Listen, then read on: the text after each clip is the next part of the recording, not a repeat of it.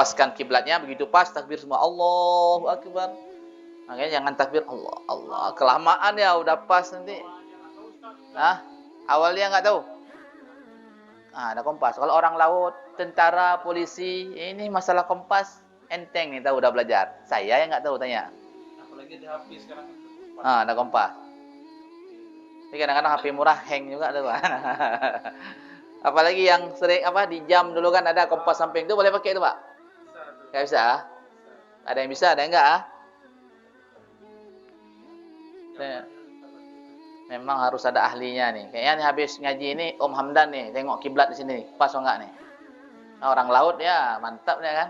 Om paskan lu kami sholat ada yang sana mereng kali, ada yang merengnya sedikit aja nih. Mau kita bilang enggak ini kan? Kalau yang naik pesawat enggak sah hukumnya sholat. Di mobil enggak sah sholat, di pesawat enggak sah sholat. Terus kalau misalnya nih di mobil, waktu sudah sampai, bagaimana caranya? Sholat li hurmatil wakti, menghormat waktu saja. Nanti kalau sudah sampai tempatan baru kita sholat. Kalau waktunya masih ada, kalau waktunya udah nggak ada lagi, qadha. Di pesawat itu juga. Ini kita saking awamnya ada orang sholat di pesawat, viral sholat di pesawat, padahal nggak sah. Dalam mazhab Syafi'i gitu. Dia sholat di mobil lah, sholat sunnah boleh, sholat wajib tak boleh. Itu sangka baik dia sholat sholat sunnah di dalam mobil. Sholat sambil duduk. Kalau sholat sunnah boleh. Ini kadang-kadang subuh nggak mau ke masjid, saya sholat di mobil aja. Kayak mana sholat di mobil? Pak. Kalau kita dalam keadaan sakit nggak menghadap kiblat. Kalau ada orang yang bisa menggeserkan posisi kita ke arah kiblat, maka wajib. Tapi kalau nggak ada, pakai isyarat saja boleh. Tak ada masalah. Ya, kalau sakit nggak ada yang pindahkan nih ceritanya. Tapi kalau masih ada, tapi kayaknya nggak ada lah kita sakit sendiri kan. Kecuali kita anak kos. Makanya anak kos yang tinggal sendiri jangan pernah sholat di rumah. Sholatnya di masjid. Karena orang yang sholat di masjid, insya Allah jenazahnya nggak akan busuk. Kenapa nggak akan busuk? Dia sering ke masjid, tahu-tahu zuhur nggak ada. Ini kan temannya bertanya-tanya, mana nih Bang Pur, mana Pak Didik, mana Bang Darman kan gitu. Rupanya, ini kalau dia sholatnya berjamaah enak, orang tanya, diingatin. Tapi kalau nggak pernah ke masjid, nggak pernah bertetangga, udah tercium bau baru, udah innalillah rupanya.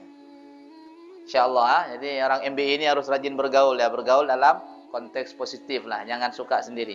Nanti di sini ada nih cerita tentang Nabi sikit. Dahsyat. Selanjutnya mengetahui bahwa telah masuk waktu solat. Jadi syarat solat itu salah satunya apa? Kita harus yakin sudah masuk waktu. Kalau belum yakin masuk waktu, jangan solat, nggak sah. Agak-agak, ini kayaknya udah jangan kayaknya, harus yakin. Perkara dunia boleh kayaknya, perkara akhirat nggak boleh kayaknya.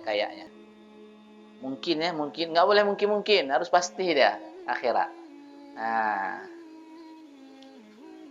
Ada 5. Ada pertanyaan tentang syarat sah solat? Ulangnya yang pertama suci dari hadas. Yang kedua menutup aurat.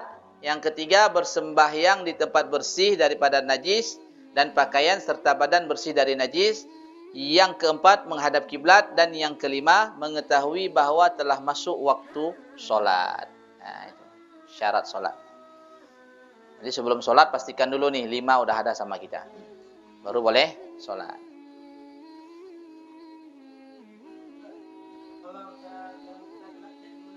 Tangan kita kena cat, misalnya setelah wudu kemudian kena cat, sah wudunya. Tapi kalau sebelum wudu kena cat, kita wudu. Kalau cat tersebut menghalangi masuk air ketika kita wudu, berarti wudunya enggak sah.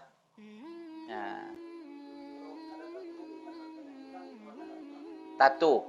Tetangga saya dari bayi dia bertatu sampai meninggal.